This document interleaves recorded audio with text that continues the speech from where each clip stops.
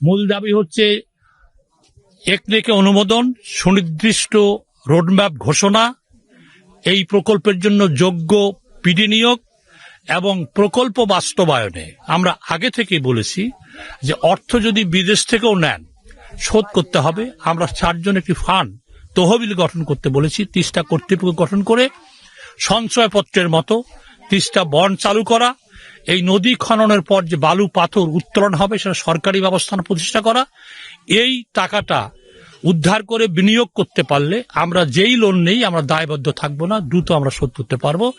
এই আশাবাদ তিস্তাপাড়ের মানুষের আছে। এই কয়েকটি সুনির্দিষ্ট দাবিতে আজকের এই গণসমাবেশ এবং আলোর মিছিল। তিস্তার 8টি পয়েন্টে হচ্ছে, হাজার হাজার মানুষ এই কর্মসূচি সামিল হয়েছে। মানুষ সামিল হয়ে প্রধানমন্ত্রীকে একদিকে যেমন ধন্যবাদ জানিয়েছেন, অভিনন্দন জানিয়েছেন, পাশাপাশি এটা দ্রুত বাস্তবায়নের কথাও তুলে ধরেছে। নদী ভাঙ্গনে আমাদের প্রায় 10 বিঘা মাটি চলে গেছে এবং আমরা চাই তিস্তা মহাপরিকল্পনা 2020 সাল থেকে শুনে আসতেছি, এটা বাস্তবায়ন হবে হবে করে হচ্ছে না। আমরা এই বাস্তবায়ন না হওয়ার এই যে অন্ধকারটা, এটা আমরা কাটানোর জন্য আমরা আজকে মশাল মিছিল নিয়ে আমরা বের হয়েছি। আমরা চাই সব আধার কাটিয়ে আমাদের যাতে তিস্তা মেগা প্রকল্প আমাদের দ্রুত রোডম্যাপ আমরা পাই, দ্রুত যেন এটা বাস্তবায়ন হয় এবং এই বাস্তবায়ন হওয়ার ফলে আমরা তিস্তা পারে মানুষ আমরা এই নদী ভাঙন থেকে বাঁচতে পারবো, আচমকা বন্যা থেকে বাঁচতে পারবো। এই দাবিতে আজকে আমরা নদীর পারে হাজার হাজার লোক দাঁড়িয়েছি। শুধু মশাল মিছিল নয়, প্রয়োজন হলে আরো বড় কিছু জ্বালানোর সিদ্ধান্ত নিয়েছি। মশাল মিছিল কেন জ্বালালাম? আমার জীবনীতে 20 বার এই তিস্তা নদীর করলে গ্রাসে আমরা শিকার হয়েছি। আমরা বাস্তুহারা ভিটার হয়েছি, দিশাহারা। তাই মানুষ দিশাহারা হলে কিন্তু সামনের দিকে আগানোর পালা।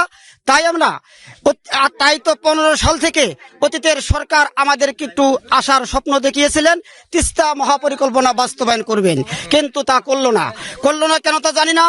এখন আমাদের দাবি হচ্ছে এই উত্তরবঙ্গের 5টি জেলা প্রাণের দাবি হচ্ছে যে আমরা এই তিস্তা মহাপরিকল্পনা আমরা বাস্তবায়ন চাই। আমরা নতুন সরকারকে স্বাগত জানাবো যে আমরা ফ্যামিলি কাটে কিন্তু সন্তুষ্ট না। আমরা ফ্যামিলি কার্ড দিয়ে আপনাদের উত্তরবঙ্গের 5টি জেলার 2 কোটি মানুষের ভাগ্য আপনি পরিবর্তন করতে পারবেন না। তাই আমরা ফ্যামিলি কার্ডে কিন্তু সন্তুষ্ট না। আমরা চাই 2 কোটি মানুষের দাবি হচ্ছে আমরা তিস্তা শাসনের বাস্তবায়ন চাই। তাই আমার কথা হলো যে কবে রোডম্যাপ করবেন, এটা আমাদের প্রত্যাশা। করবেন, একতার হবে না। কবে করবেন এটার একটা ডিসিশন, নির্ধারিত ডেট আমরা জানতে চাই। তা যদি আপনি দিতে না পারেন তাহলে কিন্তু আমরা কঠিন থেকে কঠিন সিদ্ধান্ত নিতে বাধ্য হব। আমরা এটা আগুন এই কারণেই জ্বালালাম যে আমরা তিস্তাপাড়ের মানুষ, আমরা এই নদী নিয়ে অনেক কষ্টে আছি। আমাদের এই পার থেকে ওই পারে যাওয়া লাগে, ওই পারে থেকে এই পারে আসা লাগে, যার কারণে আমাদের চলাফেরা এবং আমাদের বসত বাড়ি খালি শুধু ভাঙ্গার পর ভাঙ্গাই চলতেছে। আমরা কোনো জায়গায় নির্দিষ্টভাবে থাকতে পারতেছি না। ইতিমধ্যে আপনার প্রধানমন্ত্রী এটাকে আপনার আমলে নিয়েছে, এটা এই জন্য আমরা প্রধানমন্ত্রীকে শুভকামনা জানাই। পাশাপাশি আপনি জানেন যে যেমন কিছুদিন আগে আমাদের রংপুর উন্নয়ন কর্তৃপক্ষ হয়েছে, আমরা মনে করি এই 2 কোটি মানুষের যে তিস্তা পাড়ের তিস্তা পাড় থেকে বা তিস্তা নদী থেকে 2 কোটি মানুষ যে স্বাবলম্বী হতে পারে এবং তারা কর্মসংস্থান সৃষ্টি করতে পারে, এজন্য আমরা মনে করি তিস্তা উন্নয়ন কর্তৃপক্ষ গঠন করা হোক। পাশাপাশি আমরা মনে করি যে এই তিস্তা মহাপরিকল্পনা বাস্তবায়নের জন্য সরকার একনেকে বাদ দিয়ে হলেও আপনার বেসরকারি অনেক ডেভেলপমেন্ট প্রতিষ্ঠান আছে, তাদেরকে তারা কাজ দিতে পারে। তারা ওনাদেরকেও টেন্ডারের মাধ্যমে কিছু আমরা এলাকা ভিত্তিক তারা কাজ দিয়ে আমরা মনে করি যে বেসরকারি উদ্যোগী হলেও সরকারি টাকা ছাড়াও এই তিস্তা মহাপরিকল্পনা বাস্তবায়ন করা সম্ভব। যতই টানাপোড়েন থাকুক, আমরা আজকে এই আলোর মিছিল করার উদ্দেশ্য হচ্ছে আমরা চাই এই আলোর মাধ্যমে তিস্তা মহাপরিকল্পনা দিয়ে যত ষড়যন্ত্র অন্ধকার রয়েছে সেই অন্ধকারগুলো দূর হবে এবং তিস্তা মহাপরিকল্পনা বাস্তবায়নের আলোর পথ পরিস্ফুটিত হবে। এই কারণে আমাদের এই তিস্তার পারে আজকের এই আলোর মিছিল। একই সাথে আপনি জানেন মাননীয় প্রধানমন্ত্রী ঘোষণা দিয়েছেন তিস্তা ব্যারেজ হোক, তিস্তা মহাপরিকল্পনা হোক, যে কোনো নামে এই তিস্তা মহাপরিকল্পনা বাস্তবায়ন হবে। আমরা সেই সাথে আজকের এই আলোর মিছিল থেকে প্রধানমন্ত্রীকে কৃতজ্ঞতা এবং অভিনন্দন জানাতে চাই এবং একই সাথে আশা করি তার এই ঘোষিত তিস্তা মহাপরিকল্পনা অতি দ্রুত সময়ের মধ্যে একটি সুনির্দিষ্ট রোড ম্যাপের মাধ্যমে তিস্তা পারের 2 কোটি মানুষের আলোকবর্তিকা হয়ে দাঁড়াবে, এই প্রত্যয়ে আমাদের আজকের এই আলোর মিছিল। আমরা তিস্তা মহাপরিকল্পনা বাস্তবায়নের জন্য দীর্ঘদিন আন্দোলন করছি। আমরা মহাপরিকল্পনা বলতে বুঝি যে তিস্তা নদীর খনন এবং 2 তীর সংরক্ষণ, পাশাপাশি তিস্তার বন্যা নিয়ন্ত্রণ এবং তিস্তার যে সমস্ত শাখা নদী আছে তিস্তার সাথে বর্তমানে বিচ্ছিন্ন, সেই শাখা নদীগুলিকে তিস্তার সাথে সংযুক্ত করে একটি মহাপরিকল্পনা, সেইটা বলতে আমরা মহাপরিকল্পনা বুঝি। এখন আমরা শুনছি যে তিস্তা ব্যারেজ প্রকল্প, আসলে ব্যারেজটা কি? একটা ব্যারেজ এখনই পানি পায় না, পানির অভাবে যে শেষ লক্ষ্যমাত্রা নিয়ে তিস্তা ব্যারেজের যাত্রা শুরু হয়েছিল সেই লক্ষ্যমাত্রা অর্জিত হয় নাই। এখন দ্বিতীয় ব্যারেজ এটি নির্মাণ হতে গেলে আসলে কি পরিমাণ সময় লাগবে, সমীক্ষা করতে কতদিন সময় লাগবে, এই জায়গাগুলি আসলে আমাদের কাছে ধোঁয়াশা সৃষ্টি করছে যে দ্বিতীয় ব্যারেজের পানিটা আসলে কোথা থেকে আসবে।